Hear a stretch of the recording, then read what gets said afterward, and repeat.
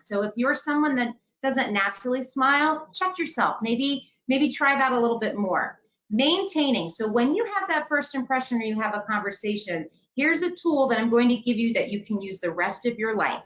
Open-ended questions. So that starts with what or how, sometimes why, but typically what and how are great question starters because it requires the other person to think and say more than just yes or no. That's an open question. And then when you ask them the question, here's the other critical part. You need to actively listen to what they're saying. So you're nodding, you're engaged, and then you ask a follow-up question. That goes such a long way. And then another big one is closing out the conversation. So this one's really tough at any age. And what I suggest here is having a couple of closers in your back pocket. And Luke's going to talk about those in just a minute.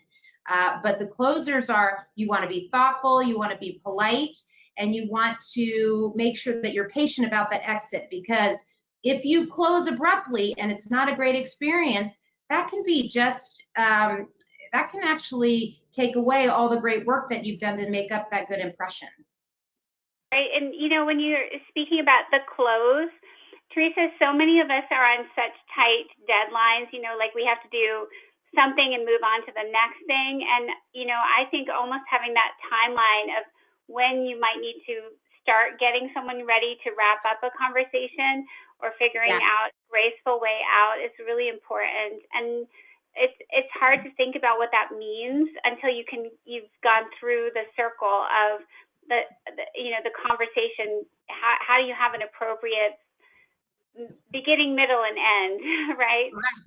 And I will say for closing, one of the things that happens to me is that I might run into someone that really likes to talk. And I know for young people, sometimes the adults in their life like to ramble on and you don't want to be rude and you don't want to have to close out that conversation in an abrupt way. Sometimes what I'll do if I know that someone is someone who likes to chat, I will say, in 5 minutes, I've got to run to my next class, or I've got to go to practice, or I've got to walk my dog, whatever it is. So it sets some context for when you have to leave the conversation. I found that to be really helpful.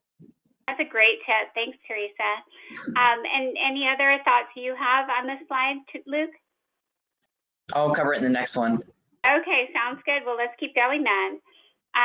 So the examples of how we apply all this great information. This has helped me so much create so many more new friends, having these in my back pocket, because if I didn't have this and I didn't practice this and I ran into someone on the sidewalk and we're waiting in a line maybe to go into a store, I could start a conversation and gain a whole new friend. So having these in your back pocket is extremely important. A go-to of mine is obviously, how was your day? Obviously, and when you ask a question like this, it takes the pressure off of you, and maybe they like to talk, so it takes the pressure off of them too, and you guys have a nice conversation. So one of my go-tos is, how is your day? And they'll respond. And then a great one now, because times are so weird, you can ask, how has your schedule changed since quarantine?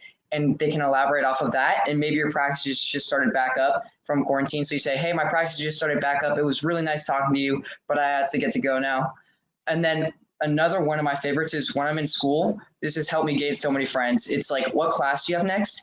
And it lets them talk about what class I have next. And then after that, you have a reinforcement of, hey, do you have any projects or tests coming up? And they can talk about that. And by the time they're done talking about that conversation, the bell's about to ring. So you get to have a smooth conversation. And then you said, hey, the bell's about to ring. I have to get to class. I don't want to be late. And that's helped me gain so many more new friends, which has just really helped me overall.